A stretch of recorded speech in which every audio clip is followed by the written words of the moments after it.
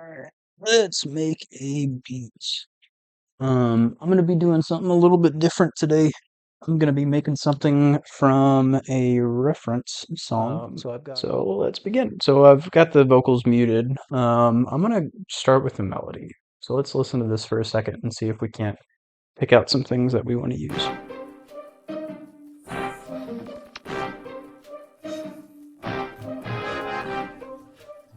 Okay, so the first thing I notice is that bum bum bum bum, like the string plucks or the staccato strings, whatever they're called.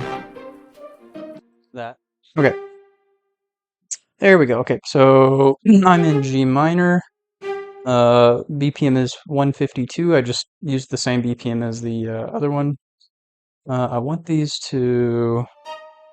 So yeah, I do come back down here on this note, but overall it's like descending up. So let's compare it to that. I like that.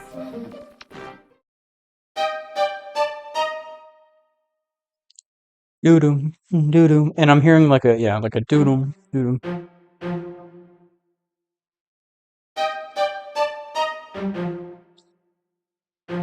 Except maybe change it a little bit. Maybe down an octave.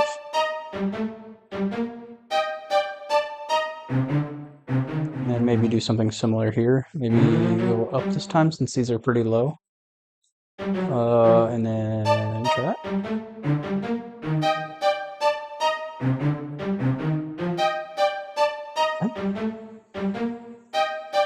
Let's go back to the sample.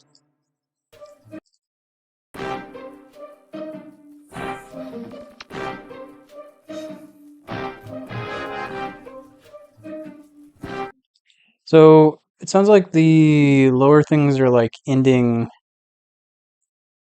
as these are starting. So maybe I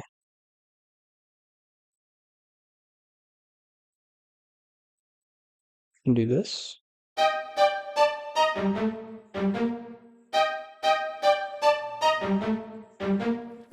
So there's like a constant lower strum of this. So I might do something like this. Maybe go boom.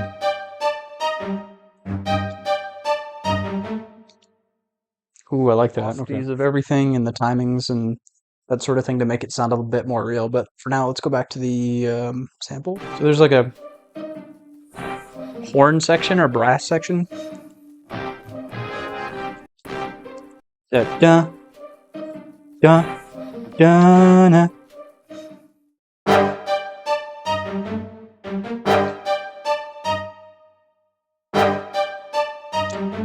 I want to keep this here for texture, but I think overall this is too low. I'm going to copy this and bring it up and make that lower. So sometimes I do this. I'll include some lower notes even though it's lower than the pitch that I actually want, and then I'll just lower the velocity, and that just gives a little bit more like fullness to the sound, or it can, without making it super low in frequency. So, well, I say good. We'll see what it sounds like.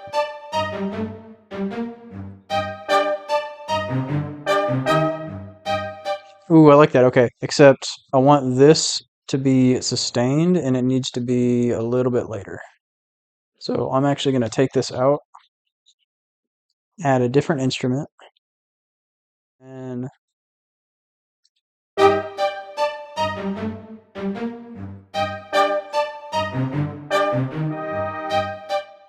oh, that's cool, but it's not as intense, and I want it to be more like in your face. It's kind of faded, or like softer, or like it has reverb. That's kind of what it sounds like. Let's take it off. There we go. And then I'll put reverb on both of them together later so that they sound like it's the same instrument, or more like it's the same instrument. Okay, let's go back to the sample. Oh, so it goes up.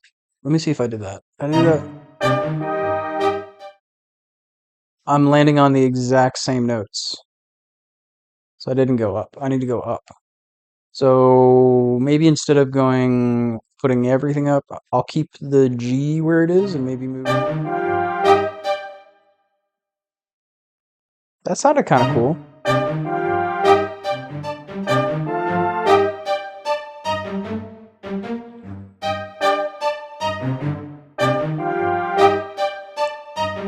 Okay, I want this one, oops, to come first.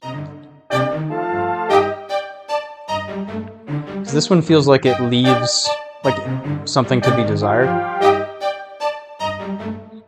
So like, I don't want the melody to end on that. I want it to end on this one. Okay, now there's a stringed instrument.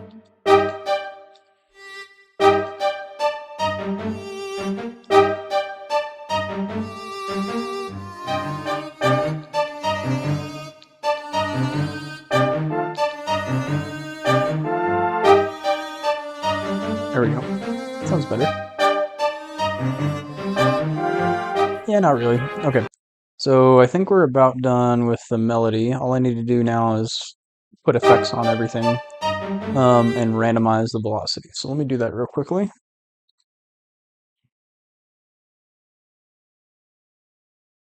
And then for the panning, let's just do, because it's not like symmetrical. So I think what I'll do is maybe just pan this one and this one.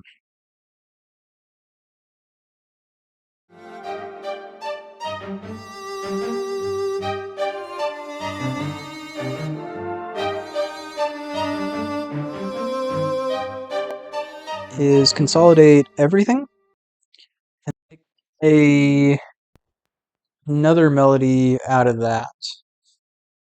So here's,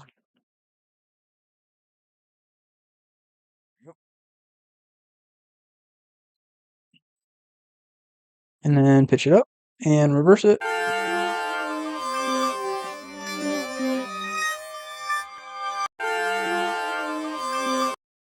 Okay, but then we're going to run it through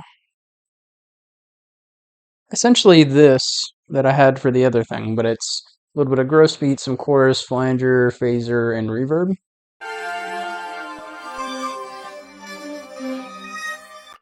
Do this down to half the time, double it.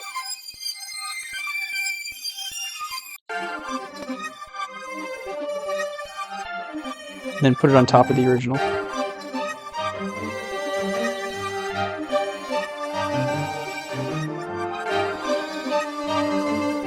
Okay, and then I'm gonna fade the volume out because this is way too much, way too busy. So let's fade the volume out like so.